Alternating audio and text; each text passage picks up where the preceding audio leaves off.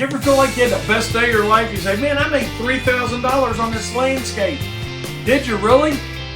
Hey, my name's Wayne Voles, Profits Unlimited. I've been a business coach since 1990, helped thousands of contractors literally all across the United States and Canada.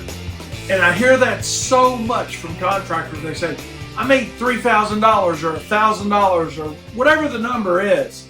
And I was talking to a guy the other day about that, and he's like, man, I made $3,000 on this job, and it's only going to take us a day and a half to do the work. And I'm like, cool, tell me about it a little bit. And he gets into talking about the labor hours they got involved, the material they got involved. And he's like, see, I'm going to make $3,000 on this job, and I've only got a day and a half in it. Here's what I want you to ask yourself.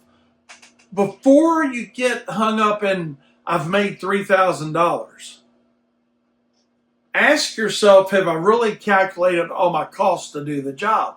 Because what I see a lot of contractors doing is saying, okay, let's say it's a landscape job, for an example, a small landscape job.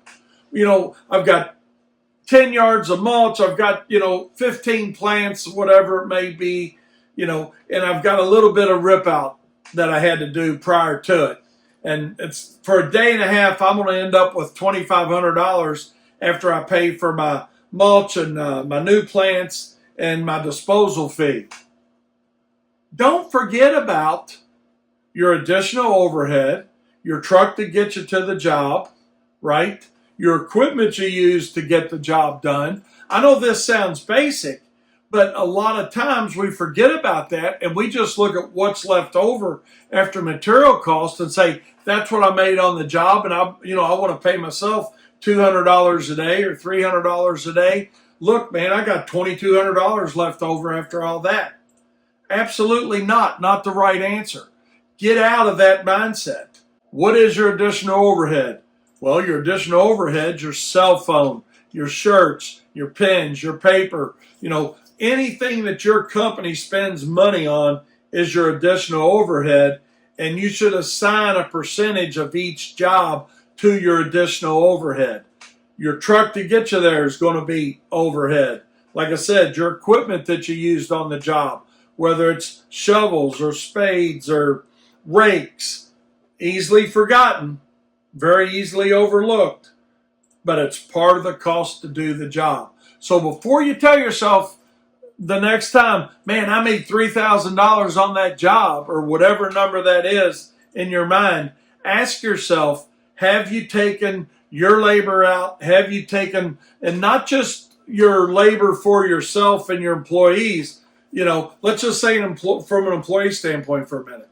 Let's say you're paying somebody $25 an hour to help you, okay? And they've helped you 12 hours on a job. Well, that's not just $25. You've got more cost involved in that labor, your mandatory taxes and expenses that you have for that labor. Don't forget about all the little things, because what you're going to find out is the same thing I found out many years ago. And I can hear you guys saying now, well, man, I'm paying them cash. There's going to come a time when either that's going to be problematic, and it's problematic from day one, just so you know. But when you get caught, it's going to be really problematic.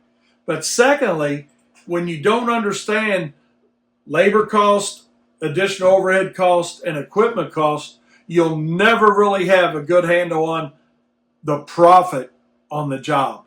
You owe it to yourself to understand what your true profit is on the job. And the only way to do that is to understand your true cost. And if you don't have that under control, click the link below. Check out our Know Why You Charge What You Charge spreadsheet, and you'll never undersell your services again. And you'll also have a really great handle on what your profit is on the job. And remember, profit's not a dirty word. See you next time.